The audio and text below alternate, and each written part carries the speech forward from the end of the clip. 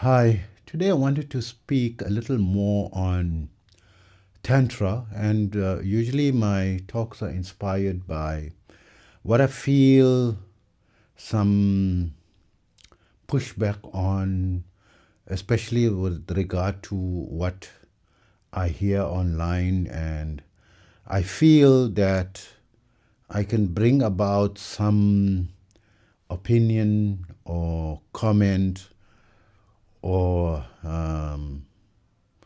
let's say an argument or a version that could help to deepen and improve the thinking on any subject related to yoga, especially if something is important.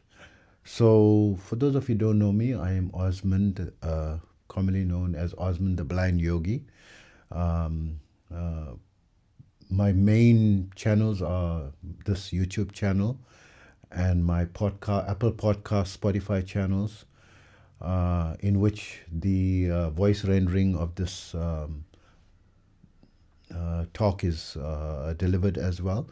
And also, I blog on my website, yogawellness786.com, which I would encourage you to visit to read the blogs and also to download the free 5-minute yoga and meditation video. So it seemed very simplistic, very unprofessionally made. You have to understand I'm a blind person, and I didn't have the best of technology, and I paid casual workers to help me. It was difficult to find, someone to consistently help me. And now that I'm starting to use technology and AI more, I'm starting to try to improve the quality or the renderings. But more importantly is the message, right? Because you can have a very fair, I mean, last night I listened to a podcast, amazing podcast. The introduction was super amazing, and the way in which they reminded us with multiple text messages worldwide, and they must have really spent money. And the way in which it was presented as well was absolutely amazing, and the knowledge base was highly helpful, and whatever they were selling, it was absolutely amazingly priced and amazing value for money as well. But let's just say that um, all that, I noticed it's so fancy and so amazing and so forth, but what's the intrinsic depth of value exchange, right? So it's a fairly positive additional value for the person paying than the person who is uh, receiving, right? And But it's also questionable. The business is not focused on ethics; it's focused more on popularity and money focused. So they focus more on trying to sell a solution to create an additional income, and trying to focus on what will be a sustainable income, what will be an exciting amount of income, and so forth. And when it comes to careers and work and so forth, yes, people are working for money, and I believe that is the wrong central motivation. It is an important motivation. I mean, no one can work without income, right? But I think more important than money should not be the goal, but should be the result of the value you are offering, right? So I don't know if you can understand what I'm saying, right? But let's again come back to the tantric pushbacks. So very few people that I've observed, because I'm observing mainly in the English language, because not mainly, only in the English language, because I'm South African, and that's the language I speak, and that's my um, mother tongue, my native language. And the few people like I was first introduced into the external people talking about online on tantra is in Bare Biceps or the Ranveer show. Ranveer Alabaja, he was interviewing Rajashi Nandi, who's originally from a Bengali person, which is appropriate because Tantra was very deeply practiced in that region, in the Bengal region. Then you also get Tina Hill. She's also from that region, but she's very well Western educated, I believe. The accent is amazing, and her voice is absolutely amazing, and her knowledge is quite, I would say, authentic and deep. And she focuses on yoginis and tantras. To my knowledge, I was interested in the yoginis, and she came up, and I was surprised that the following was very little. I think only about 40,000 followers, and she's also got a paid level as well. I think it's $11 a month or something. But we don't know what value to pay. What someone going to get in exchange. Maybe they're going to get into a WhatsApp group, or they're going to get more direct access to her or something. But and also I'm just mentioning the names so that you know the ones that are trending. But of course, my teacher who taught me yoga from my childhood, he spoke about it, and when it came to tantra, he mentioned that this is actually laya yoga, and the common colloquial term is tantra, that everyone now today knows as tantra. But about more than 50 years ago, when we were teaching it, it's part of a laya yoga, and laya means like to dissolve, right? So you're dissolving your negative qualities and cleansing your pathway. So it's when they say laya yoga dissolving, I mean many things dissolve, but I only later in my adult life realized why he mentioned laya, and why the term laya, why the word dissolve is so appropriate to this form of yoga, which colloquially most people in the Western world will know it, understand it as Kundalini yoga. This is actually what Kundalini yoga is.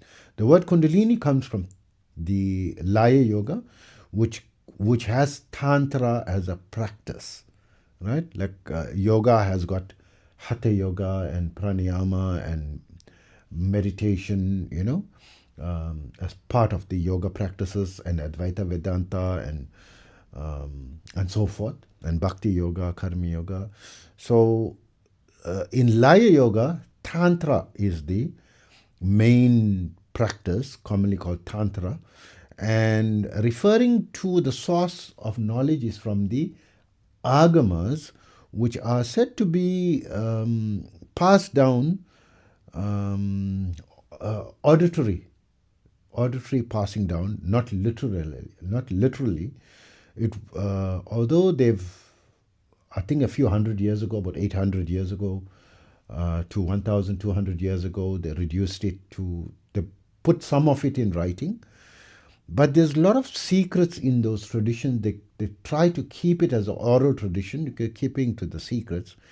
So over the decades of my practicing, I, of course, have multiple mystical experiences across different forms of yoga, including Tantra.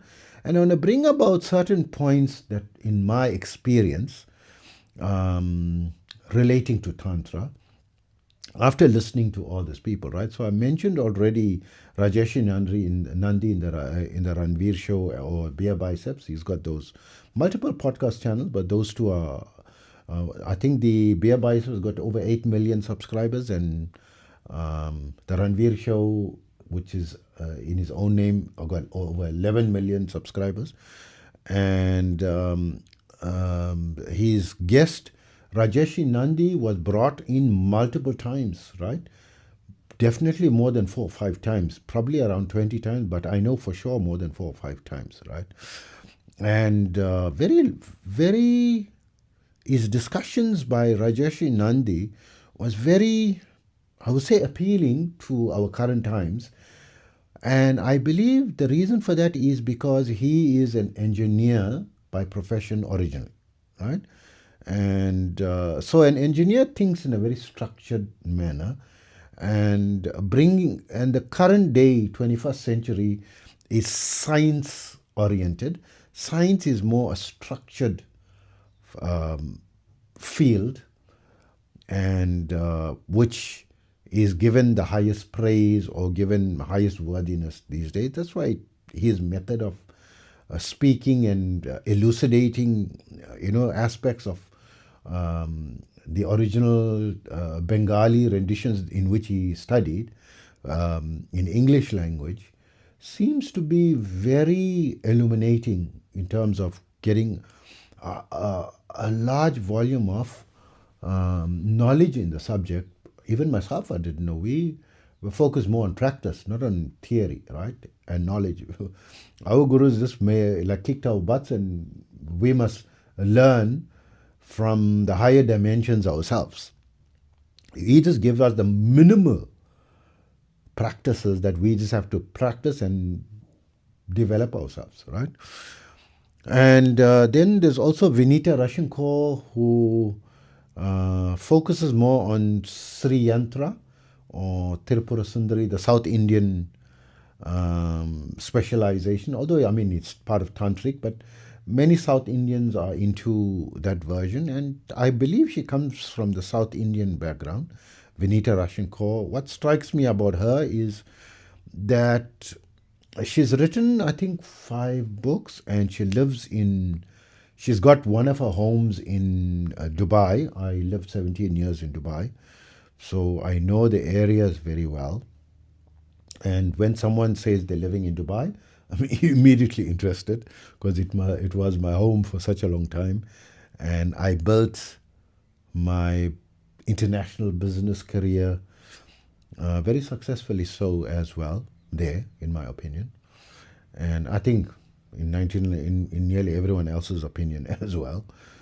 But that's not important, because I changed direction to spiritual, to my passion, my lifetime passion, energy healing, and advanced yoga and meditation.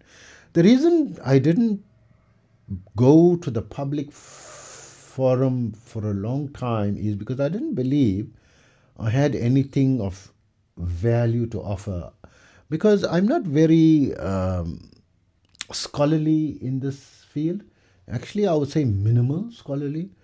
Maybe of the knowledge that one is recommended to know, I know maybe 1% of people who go and train in the official yoga training programs. I believe in India there's some official. I met once a lady who was traveling, young lady, probably around early to mid 20s, and she said she's got a certification in yoga and meditation. And embarrassingly, I immediately burst out laughing involuntarily, and I apologized to her immediately, because firstly, age. I mean, we don't hold age against someone, right? I mean, you get child saints as well, but my opinion at the time was, I've changed my opinion since then, that if I'm strongly influenced by multiple cultures, and this saying comes from a Chinese culture, that if you want to know the way up a mountain, ask him who goes back and forth on it. Yoga, the goal of yoga is samadhi, and a person's qualification and certification is not in a paper. It should be his own personal multiple samadhi experience, or singular, right? Singular, that you can lead someone in a pathway that you are successful in. And you also have authority to teach, right? This is a spiritual matter, that you're given a spiritual authority by a spiritually advanced person, a mystical person, right? Or a school, an authentic scholarly line, right? And so now when I think about it, what made me change is, so few people are qualified for this. And it is encouraging that more and more people are just practicing, because it's more important to practice few things. But the danger part of it, this is my concern, the danger is this is relating to yoga. Anyone can have an involuntary Kundalini awakening anywhere in any yoga class. Yoga is designed to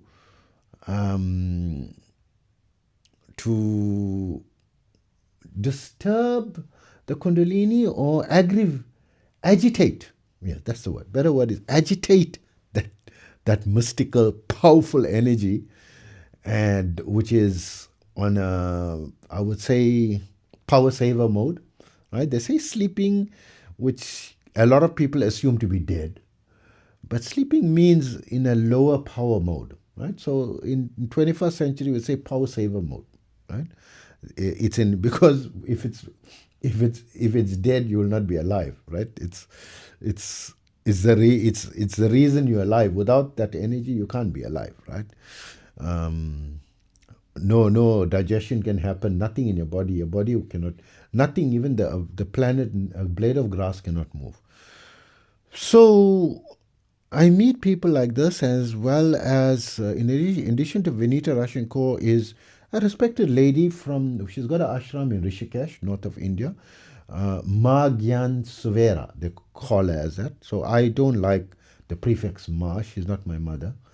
And people in that culture feel it's respectful to prefix someone's name by Ma as a respect, but I feel it's the highest disrespect, because it's a disrespect to your own mother, right?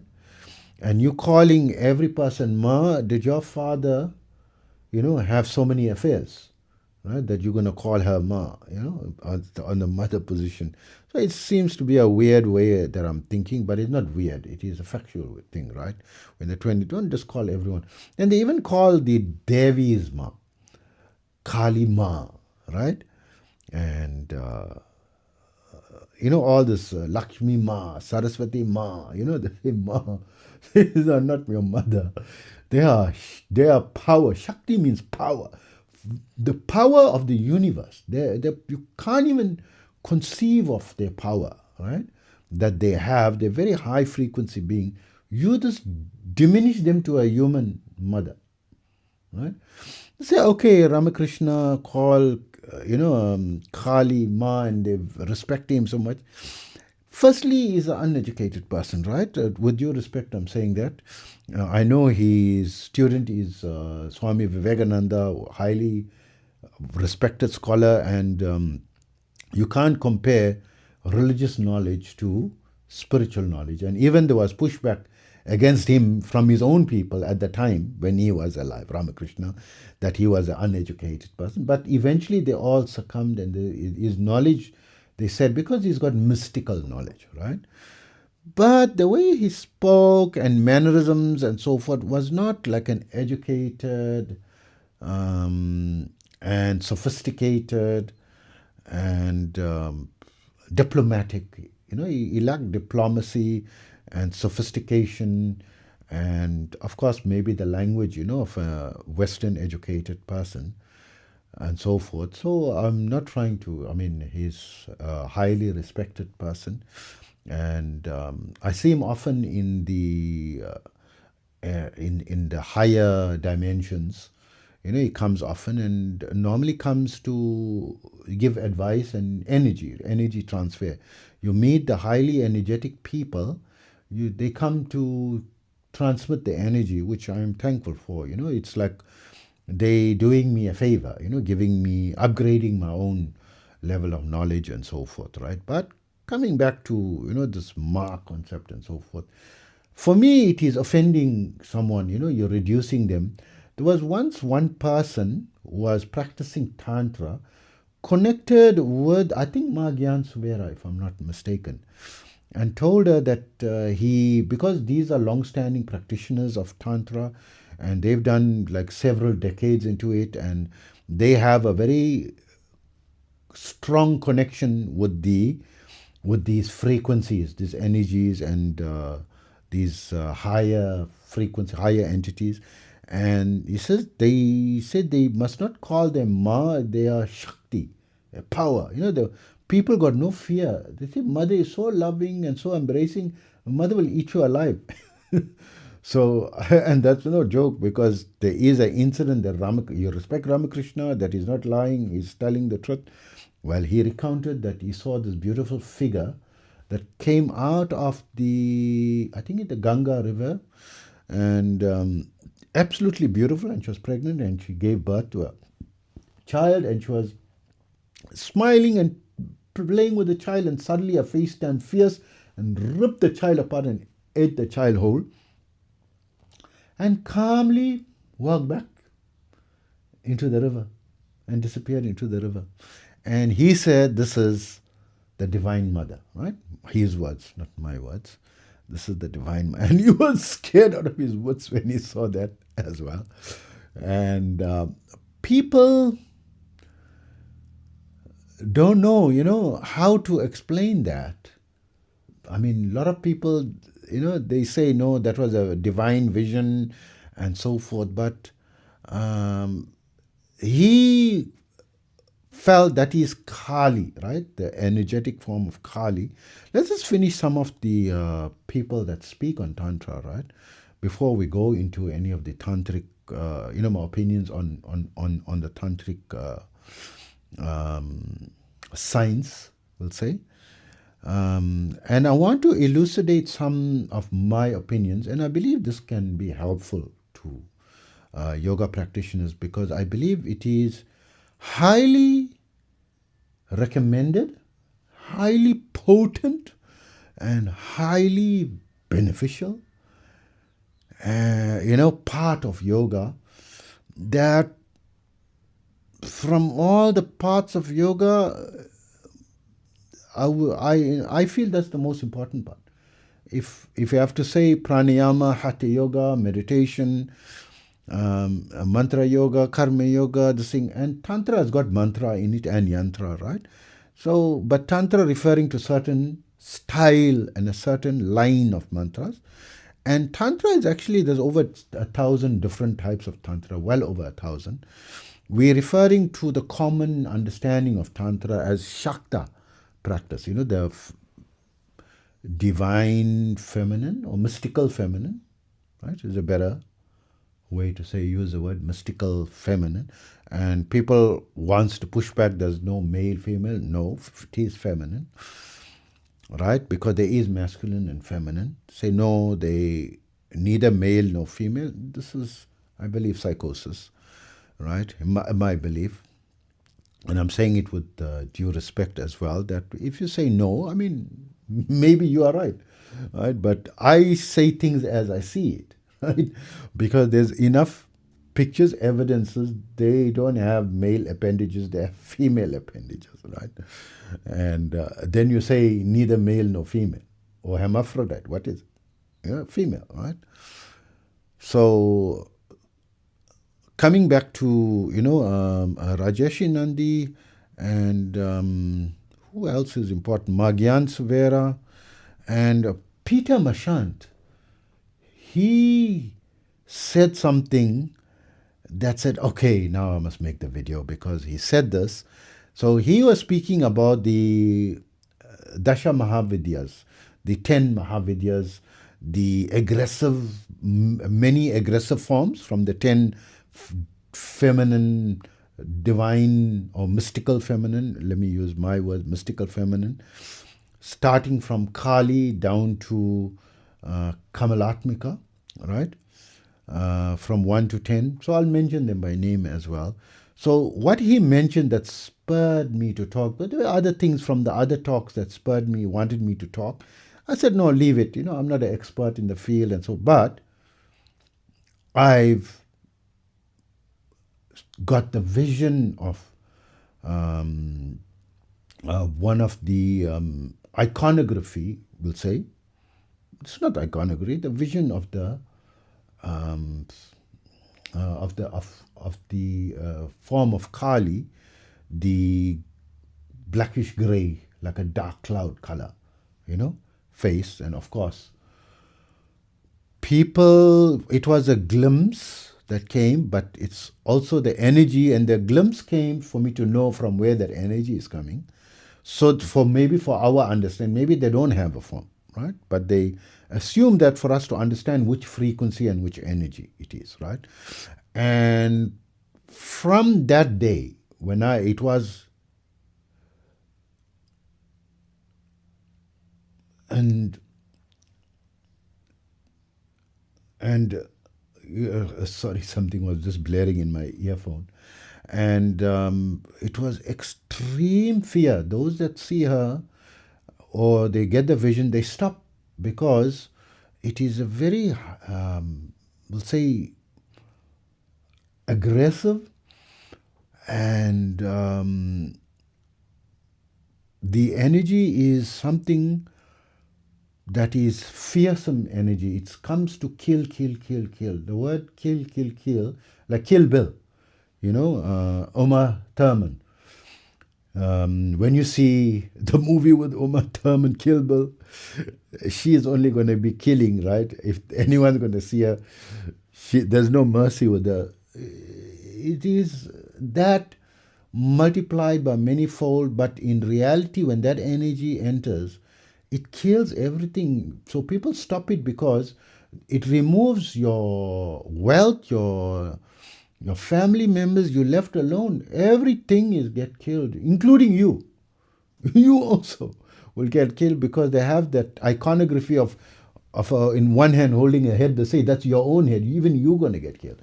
And some people say no, it's got a meaning, deeper meaning. It's actually not you. It's your ego. It kills and all that, right? So there was an interview with Avdut Baba with the Ranveer show, or Beer Biceps. It was called a Kali Special. You can search it, right? Beer Bicep, Kali Special, Avdut Baba. He decided to start his talk and went deep into Kali worship and Kali. He says the people should not pray, or recite that mantra too long or something. It will come and destroy and remove everything in your life, including you. It'll according to his words, the people come only to a certain point and stop abruptly once they realize what's happening in their life, right? Or see the form. It is extremely fearful.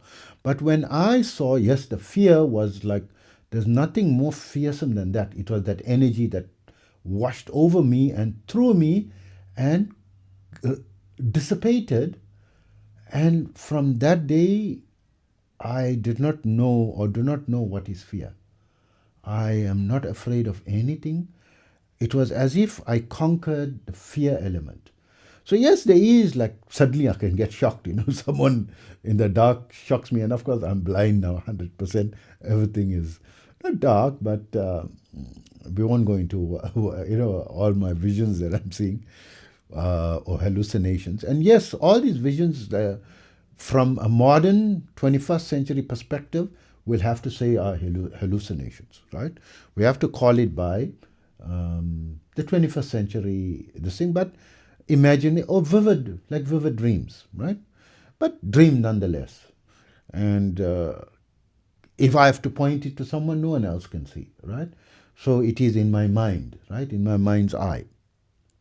But I believe that this is because I'm so long and I've seen higher frequencies and a lot of things over the decades, right? It's exactly what it is. It's the original, not just what I'm reading in the book. So all these people that I've mentioned, Magyan Suvera, Peter Mashan, and what he actually said that spurred me to make this video was what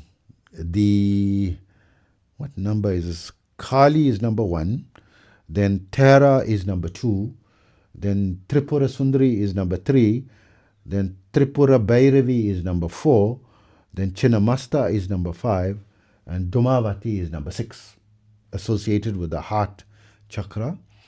And about Dhumavati, that she's grayish, smoky in color, she's the only one that does not have any traditional consort, although they all are not depicted in any iconography with any consort, but they are said to have a male counterpart, right? Except this one that is depicted as a widow, with the animal associated to her is a black crow, And she's also the only one that has a chariot, and the only one, if you go to the India temples, where they have the 10 Mahavidyas around, that's the only one the temple door, the small doors will be closed and no one worshipping.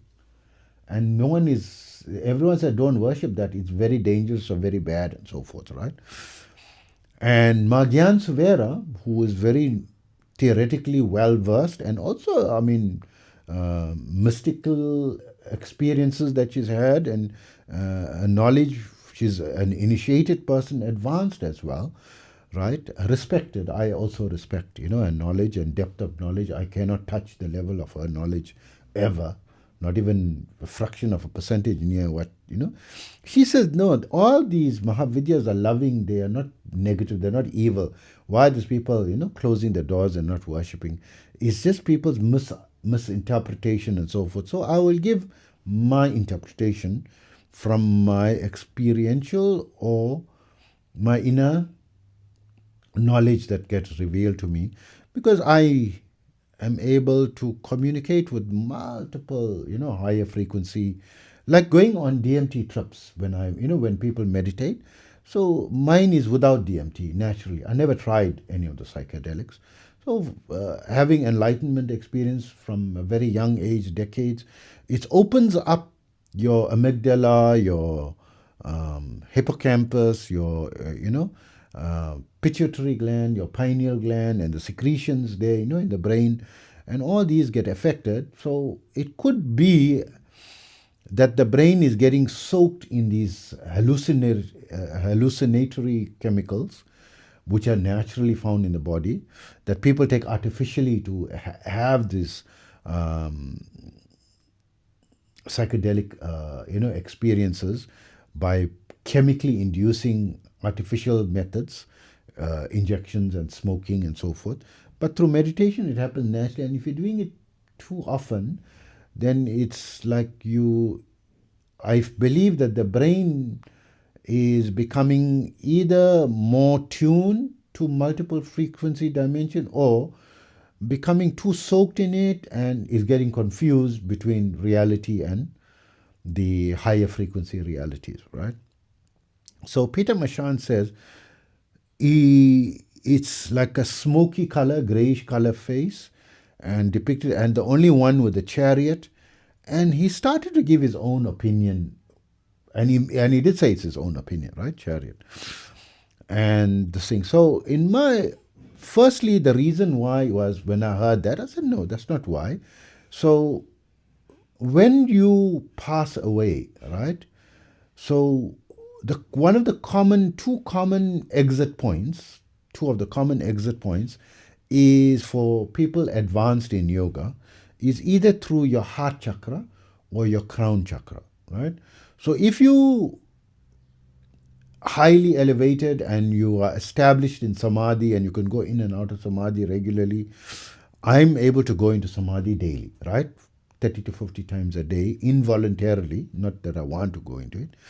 In small pockets of time. It just happens, snap, and you're there and then come out. And then also through my various practices, right, my daily practices, I'm practicing 8 to 10 hours a day. So of course I'm going to go slip into samadhi many times, right? And so people who dedicate to spiritual practices, their life force is not uncommon that it leaves through the chest region, and you would find like a burn mark after the person has died in the chest area, for someone who's regular in the yoga practices and initiated and considered to be advanced in the practice, who is not yet completely on a Sadguru level. So someone on a Sadguru level will leave through the crown chakra, right? So the person who leaves through the heart chakra is still, the evolution is still not complete. So a person who is established in samadhi, he'll be able to know beforehand when his time of death is coming. Then he will sit and raise his consciousness to the seventh chakra, because he wants to leave through that chakra and not return to the physical world. Because when you return through the seventh chakra, that's a portal. You're going through a portal through a much higher dimension when things, life is much more amazing there. So you're going into an amazing sphere. If you go in any of the lower ones, you're going into unknown, some is unknown territories, and there can be difficulties and strifes. And sometimes you go into a hallucinatory, or like a dream. You go into a dream of your own creation. So depending what you create, you can create a nightmare for yourself, and you'll be in a nightmare. It's not going to, but it's going to feel very real. Like when you're dreaming, you feel your dream is real, right? So you're going to be in that. So he mentioned that. So when you see the chariot, the only thing, it is the chariot that comes to take you away, take your life away. For someone who is spiritually awakened and spiritually practiced, because you get people who's not doing any spiritual practices, not initiated, and not trying to advance themselves.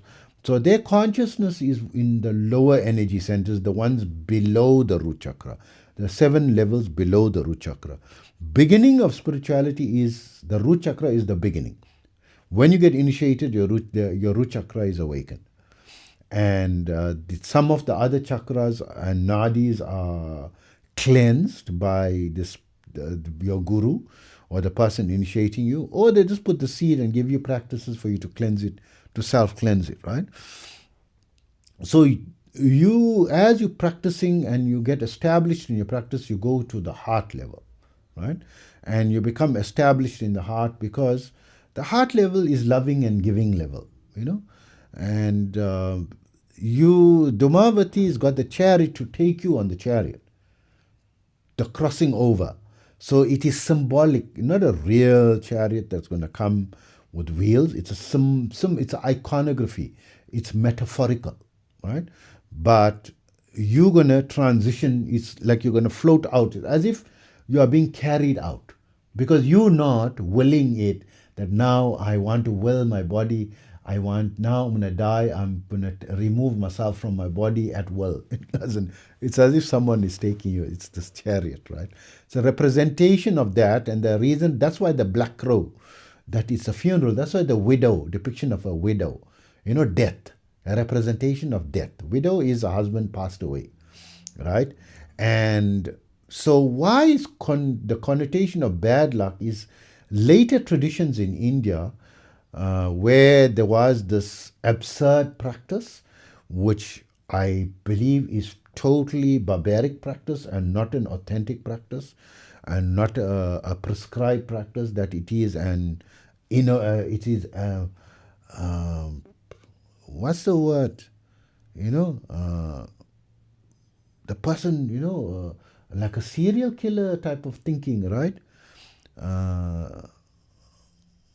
Massacres, right? Like a massacres type of thinking, that when a husband dies and they burning him in a, in a cremation, and the wife who's left behind, she has to step in the fire with the husband, alive. They burn her alive, and she gets burned and dies with the husband. So they used to force the woman into the fire as well. And a lot of people said, no, it's not forced. They go voluntarily. What is that psychosis that you're going to walk into fire and kill yourself? This is an absolute absurd practice, right? So, and if the person didn't walk into the fire, and who wouldn't want, everyone wouldn't want to walk in, then they look down on that woman, that this is bad luck. No one will look at her, and if they don't allow her to come to a wedding, they'll say bad luck has come, and they use a connotation of bad luck. But this is a later development from a psychotic culture with psychosis in the brain, in my opinion, right?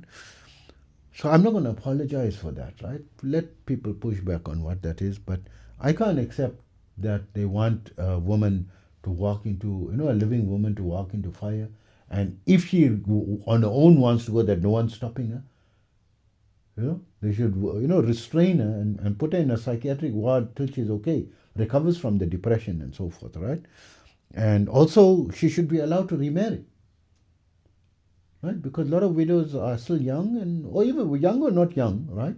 Depending on the blood, sometimes some people's blood is hot, right? So they need marriage to control the temperature of the blood, so to speak, right? it's not a funny thing, but from now these iconographies are thousands of years old, coming from before all these practices was introduced, in my opinion, because I've studied these very, very detailed and also going in depth into the various commentaries and different versions and philosophies and understandings and opinions and schools of thought, in these cultures, right? So, and also we have to measure everything with logic because we got a brain, right? Logical and science, right? So that's why all my programs are science based. So this figure, Dumavati, is not got nothing to do with bad luck. It is a mercy. Do you want to be left stranded if you're dying? Let's say hypothetically you're dying. No one wants to believe that they're going to die. We all know everyone else dies, right? But you don't want to think about the day that maybe today is the day that you're going to die. My younger brother died at the age of 39 unexpectedly in bed, right, while sleeping. He got, sick, and we don't know, right? I mean, the person died, right? And two young people that I know, 21 years old, right, died in car accidents. They were fine. They didn't know that day they're going to die, right? Anytime, you want to be left all alone, or you want some person to take you in a chariot, it's like it's a honorable thing. It's a very pleasant experience to travel instead of walking, on thorns and so forth, right? And then also people associate the black crow with bad luck, but it's more that the death of the body for those who have not completed the spiritual, because everyone enters yoga practice, daily practice, in a serious practice that hopefully they don't want to be reborn again according to their opinion about rebirth, right? If there is such a thing as rebirth.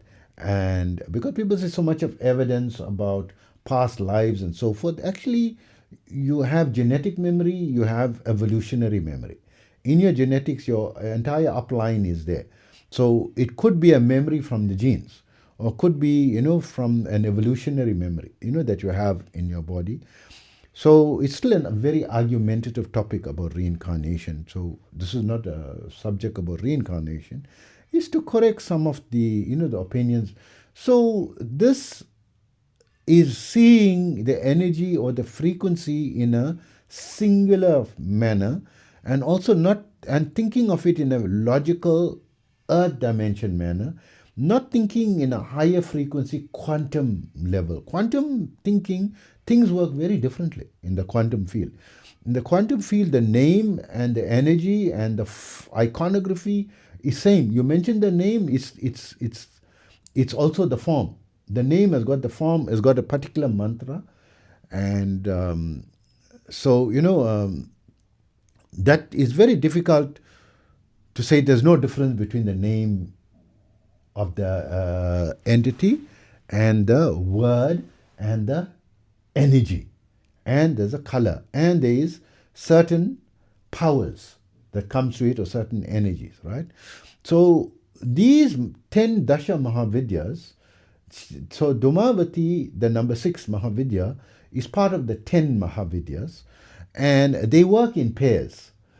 So number 1 can be paired to number 10. So Kali can be paired to Lakshmi, Kamalatmika, or people say Lakshmi, or the goddess of wealth, right? Won't use the word goddess because there's no word goddess in Sanskrit. Devi, luminous being, right? Higher frequency entity, right? But associated with wealth and success, and Kali associated with death and destruction of everything. So they balance each other out. They are like opposite ends. So when you're doing the recitation of the mantras, you have to do the mantras in pairs, so that you don't bring an energy that has got a very strong negative energy or dimension to it, that it even wipes out the positive things. So you have to keep the balance, that it doesn't wipe out the positive things, and keep your wealth and your foundation, your home, your family life, your grounding, right, is the first chakra, the root chakra. That's what they call it, the root chakra. And associated with the Mahavidya Kamalatmika, or people say Lakshmi, or the goddess, they call it the goddess of wealth, but the Devi of wealth, right? So when you're doing the time, because some of you are practicing yoga and you're just hearing about these people talking about tantra, and you start a practice. So you must know which pair. Do both. You must do both to keep it balanced. Otherwise, you'll have imbalance in your life, right? So number 1 is paired with number 10. Number 2, Tera is paired with number 9, which is Matangi, or people commonly known as Saraswati, the energy or Devi of creativity, arts, music, knowledge. And Tera is also on divine knowledge, right? Intuitive knowledge, higher knowledge, and also an aggressive form that responds very quickly for removal of your enemies, right? And a very scary form, right? Um, that is the second Mahavidya is associated with the ninth one. Then the third one, Tripura Sundari or Sri Chakra or Sri Yantra or the Fibonacci sequence and the immaculate, the immaculate diagram, and it's commonly known in the Western world, right? They don't know whether it came from the Indian sciences or it came from other sciences, right? It's something very ancient. So the third one is correlated to Baglamukhi, which a lot of people say don't recite Baglamukhi. These are for people who are practicing black magic, the black arts. But Tripura, everyone wants to do Trip because it's got the immaculate diagram and everything is prosperous, everything comes in line, and you got control over the higher dimensions, which brings about control and power over the existing dimension. But Baglamukhi, the real power is it can stop anything. You get the power to control everything, to control nature when you advanced in it, right? And a very small fraction of percentage that can attain that advancement and those powers. So don't just, although I'm mentioning the powers, but I'm trying to balance the diet because you don't know when you're going to get the power, right? So you'll be able to stop things in its tracks by Baglamukhi, and so it's balancing the metaphysical powers with the physical, the earthly powers, right? And then the fourth Mahavidya after that is Bhuvaneshwari, the Devi situated in the crown of your head, called the Brahmarandra. It is said in a spirituality angle, it is the portal between the physical world and the spiritual world. Once you cross that and go into the seventh chakra, then you will not be reborn again. You will be only born in the higher worlds, right? So you get the energetic worlds. You get Bhur, Bhuva, Swa, Maha, Jana, Tapas, and Satya Lokas, right? And Satya Loka being the highest, right? So when you pass as a yogi practitioner, serious practitioner, practicing daily, like myself, I'm going to get two options, right? Either I'm not advanced enough that I'm going to know beforehand and leave through my seventh chakra and don't have to ever return by force, only come back by choice, into the earth if there's a possibility of comeback, right? And related to, or leave through the heart. So Dhumavati is the counterpart. Bhuvaneshwari and Dhumavati. The Bhuvaneshwari you're leaving through the higher levels. This is the ideal. And Dhumavati is you're not yet fully completed. You wasn't successful in your yoga practice. And sadly, you're going to go. It's a sad day that you have to go through that portal. Means you'll have to come back. You had the opportunity and you didn't use it. Now you're using it, so it's like sad, And also, there's a lot of sorrow when you pass, when you're not yet fully elevated, because you're still attached to your family, your children, your wealth, and it is sad to leave all that attachment. But when you're in a higher level, you are not attached anymore. You see the whole world as your family. There isn't my daughter and my wife. Everyone is your brother, everyone is your family. You'll give your life to a total stranger, right? You will sacrifice your life to for someone you never knew, never met before.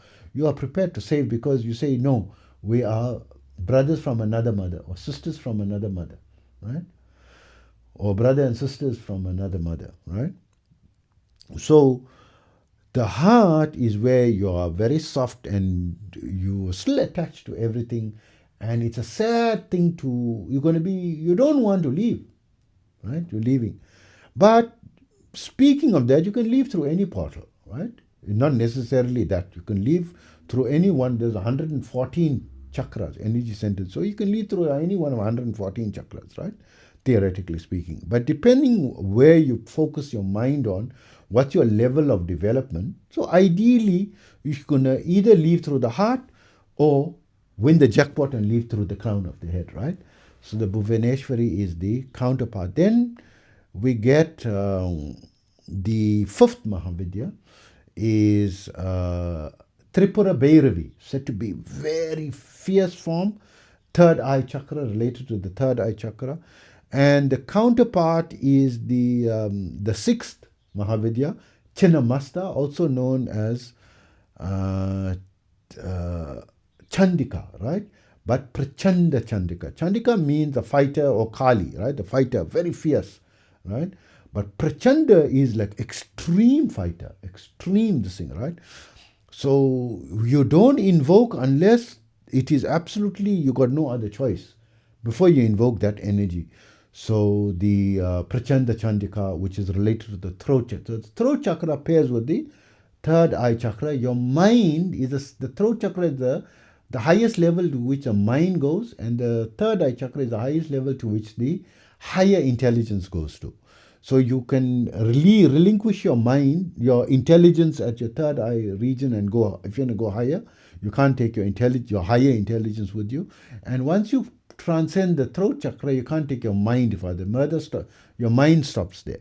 But it's also controlling the ether element, that chakra, from which is like a magical element. Like in the cards, you get the Joker pack. It can substitute any other card. It's like the queen in the chess table, right? My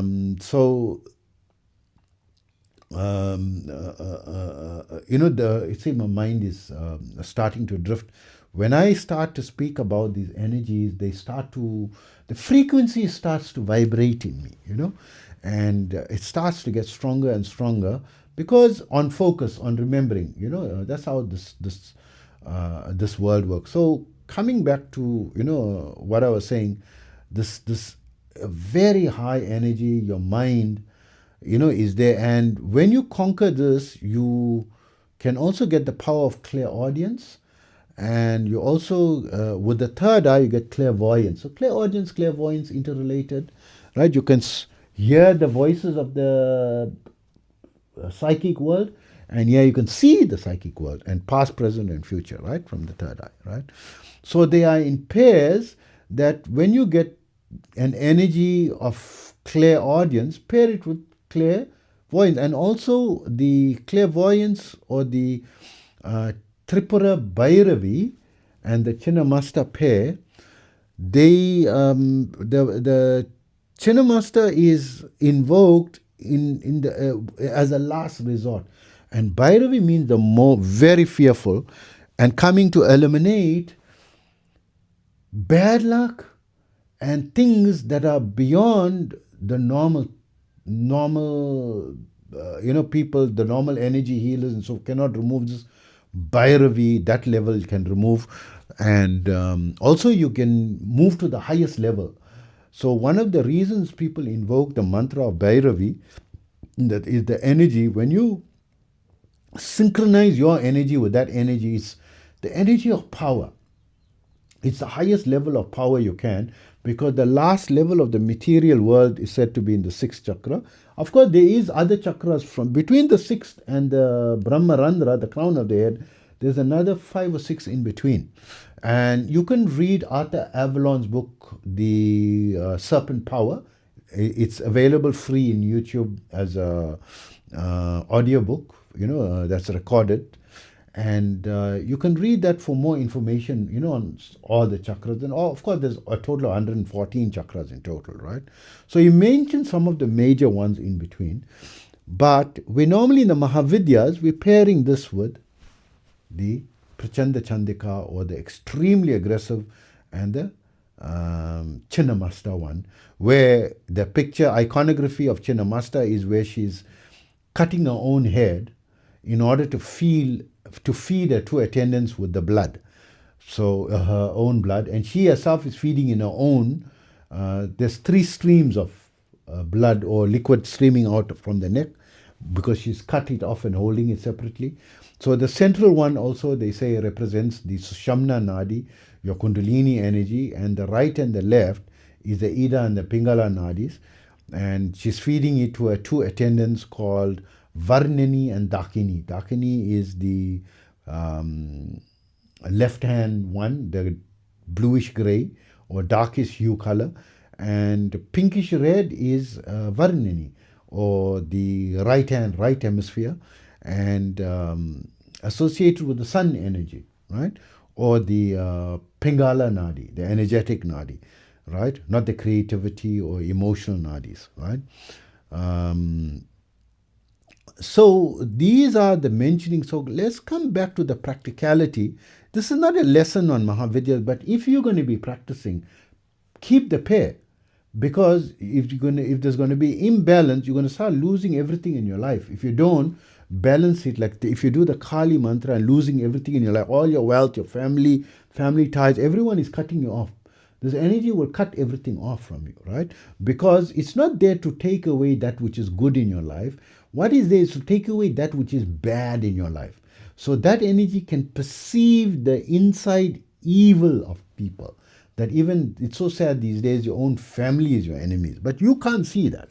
You can't see the negativity. It removes all the negativity from your life, right? Very fast, right?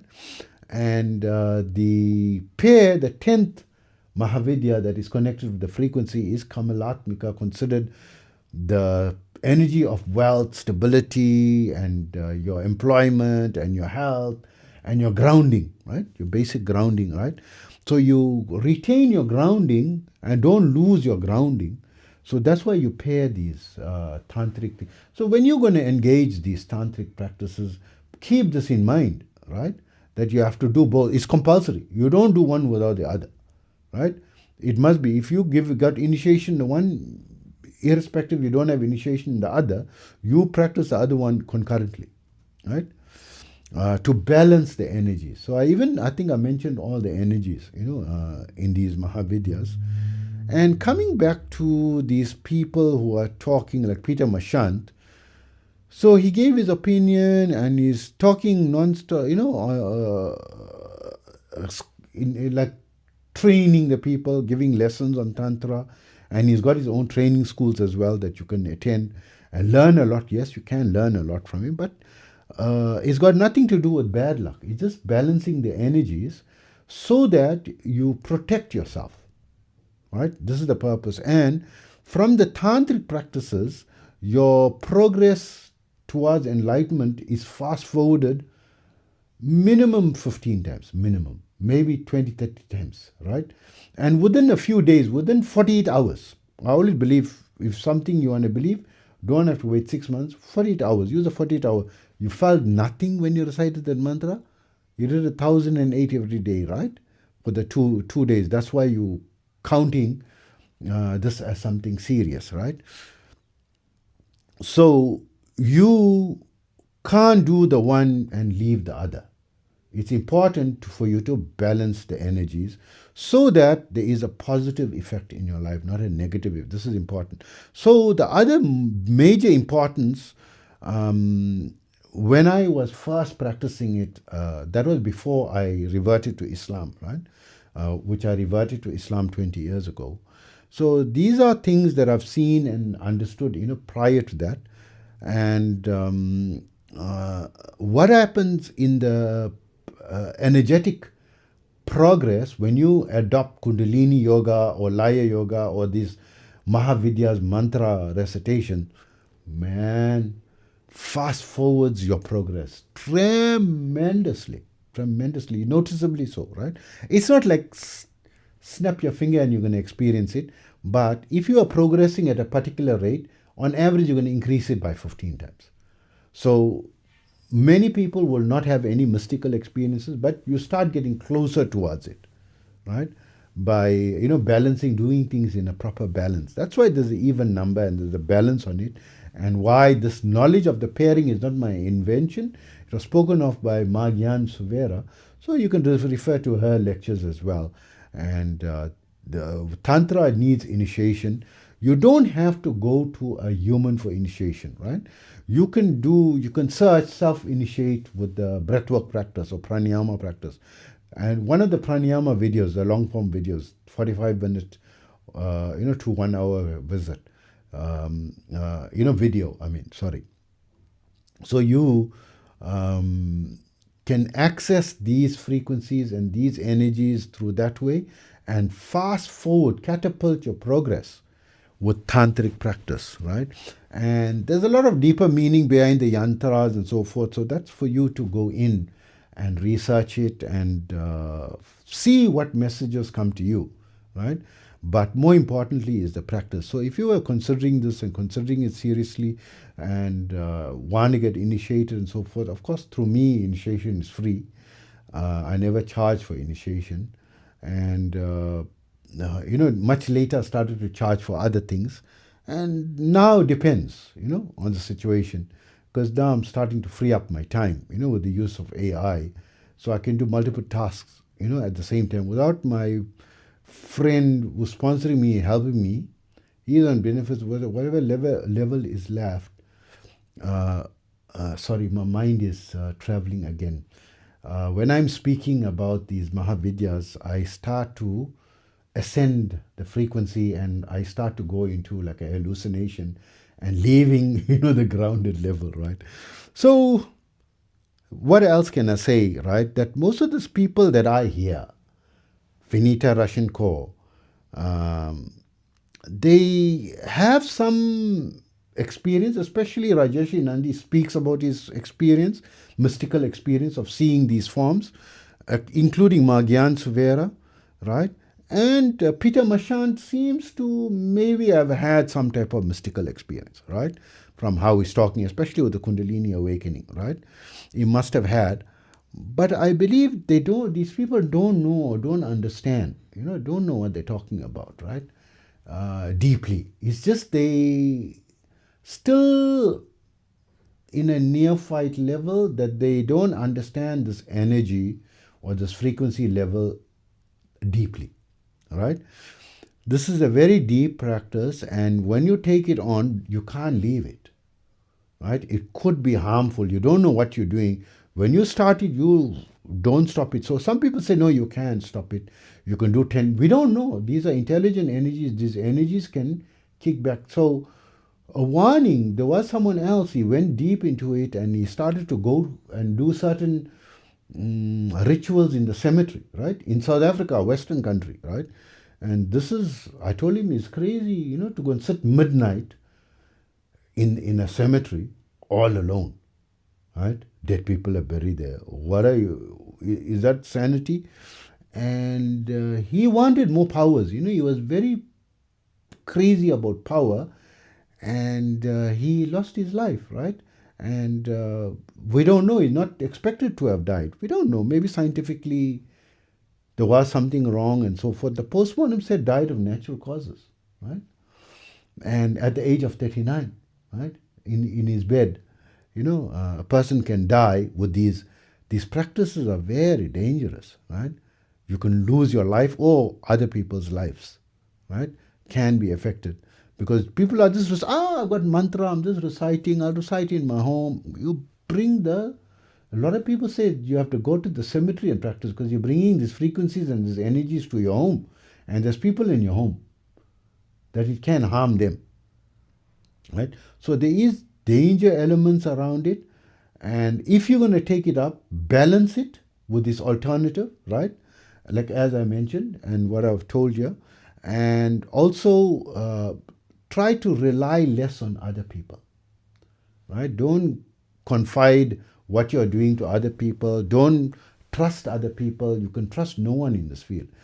You're going to get guidance from your own intuition and your heart once you on these higher levels, and you have to follow what your heart says, right? So what haven't I mentioned about these practices, right? There's a lot more to it, so I'd encourage you to go through books like Arthur Avalon's book, The Serpent Power, 1918, and listen to people like Rajesh Nandi, Vinita Rashenko, Magyan Suvera, even Peter Mashan. He's got a lot of theoretical knowledge, right? And maybe some of it is practical as well, right? These are important people for you to listen to, in this field, and grow your knowledge, and reap the benefits. There's a lot of benefits as well. The benefits far outweigh the negatives. So hope all that information helps you. I'm sorry that I'm not feeling my mind is ascending frequencies, and actually it's related to the lowering of my blood glucose levels as well, especially when I eat a certain herb, fenugreek, right? Fenugreek herb, and I had that. That used to be my favorite herb, but now it's the second time, after I had that meal that I'm totally dizzy, right? So there is a scientific explanation behind it, but I never experienced this level of dizziness before in my entire life, right? It's the first time, and this fenugreek has been my favorite dish for a long time. But when I ate it the last time, I also felt dizzy, while making the video. If you go back a few days, maybe 4 or 5 videos back, right, you'll see that I'm hallucinating while talking in the video, right? So the main point being that don't bring your own interpretation. It is, not a heavily negative. You can do the Dhumavati, the thing, but do it with the counterpart. Do each Mahavidya with its counterpart, right? The first one is linked to the last one. So 1:10, 2:9, 3:8, 4:7, 5:6, right? You have to do, if you're doing the mantra of 6, you must do 5. If you're doing the mantra of 2, you must do 9. Must, right?